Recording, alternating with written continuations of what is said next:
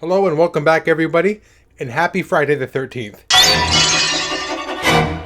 What a glorious day. Last month was Halloween, and I got the privilege of talking about one of my most beloved franchises. Now, sure, there are dozens, if not hundreds of videos and articles out there offering so many analyses. Is that how you say that word? Do you understand the words that are coming out of my mouth? There are so many opinions about Halloween out there, and I'm pretty sure I failed completely at offering anything authentic or meaningful. But it was Halloween. I mean, what else was I supposed to talk about?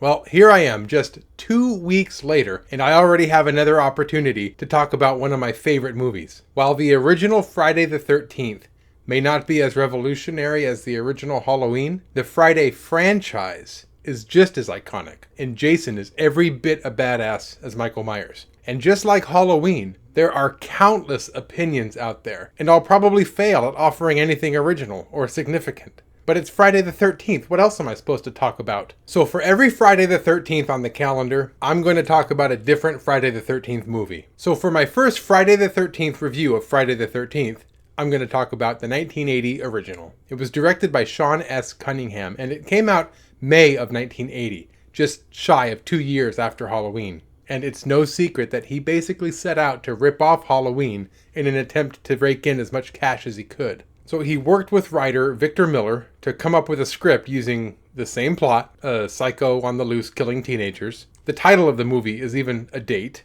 And the first kill takes place years before the main event of the movie. And the kill, by the way, is also done in first person. Despite all of these similarities, the movie manages to be not only quite unique, but substantially significant to the genre, thanks to some key elements that they either emphasized from Halloween, added all together, or just misinterpreted. Cunningham and Miller put some heavy emphasis on the setting, the kills, and the pacing. Changes were made to each of these elements to heighten everything that made Halloween scary in the first place, making Friday the 13th far more visceral and shocking. Camp Crystal Lake is a far scarier place than a regular suburban neighborhood. What could potentially be lurking in the dark woods is a far more primitive fear than what's across the street. The kills were so much more brutal. Halloween famously used hardly any blood. Most of the kills were done in the dark or in the shadows, or they were obscured. Friday put the kill scenes front and center. Tom Savini was on board for makeup, and boy does it show. These are some astonishing effects. Even by today's standards, some of these kill scenes are still some of the best in the genre. The pacing was so much faster.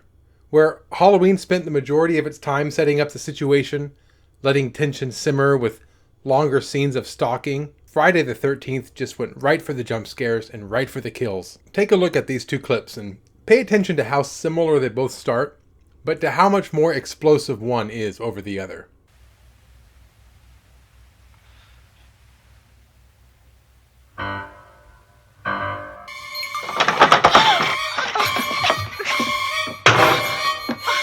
Friday the 13th upped the ante big time. Creepier settings, more graphic kills, and more jump scares. And ever since, slashers have tried to outdo each other. Cabins in the woods evolved into abandoned buildings, amusement parks, nightmares, even hell itself. And along the way, the kills only get more gruesome. And all of this comes back to what Cunningham and Miller decided to emphasize from Halloween. They put less emphasis on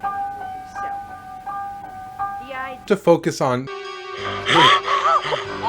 Cunningham and Miller also decided to tell this story as a whodunit.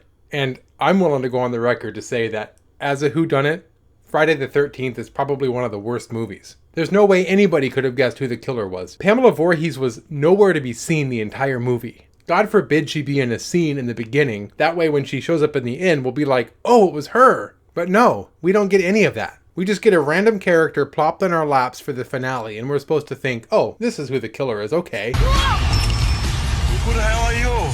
You need to do it in a way where the audience can guess, or should have been able to guess, by the end. But whether you like it or not, this whodunit approach to telling the horror movie is kind of what stuck around. Some of the most popular horror franchises today still use this element. Something else Cunningham and Miller added that was quite profound is something that John Carpenter and Deborah Hill never even intended in the original Halloween. It was a misunderstanding. It's one of the more common tropes of horror slashers today that teens get killed for having sex. Part of the reputation of Halloween is that all the girls who are promiscuous are the ones that get killed.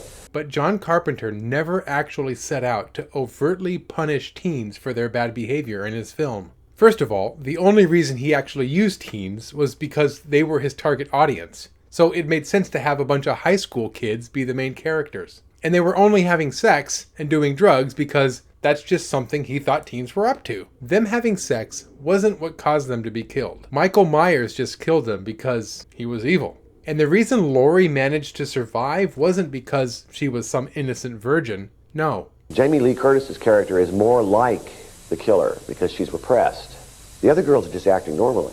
They're just normal teenagers. And they're not paying attention. They're not aware of the danger. She was rewarded for being the only one paying attention to her surroundings. She was able to recognize the danger, and that's what saved her life. Art, though, has a way of taking on a life of its own. Cunningham and Miller interpreted this another way. They ran with the idea of killing teens having sex and doing drugs, but they made the sex and drugs the cause of their death. The counselors weren't paying any attention. They were making love while that young boy drowned. Look what you did to him. This theme of punishment for sex Punished! Punished! Punished! is one that's become so profound, and it's still at the forefront of slashers today. Friday the 13th may not have been the first movie of its kind, but it was early enough and popular enough for it to be so influential. What it did or didn't emphasize, what it added, how it interpreted certain elements from previous movies, all had such a huge impact and went on to shape what we see in horror slashers today. And for that, I dedicate every Friday the 13th to Friday the 13th. Does that even make any sense? Nobody understand the words that are coming out of your mouth. Happy Friday the 13th, everyone. Enjoy it.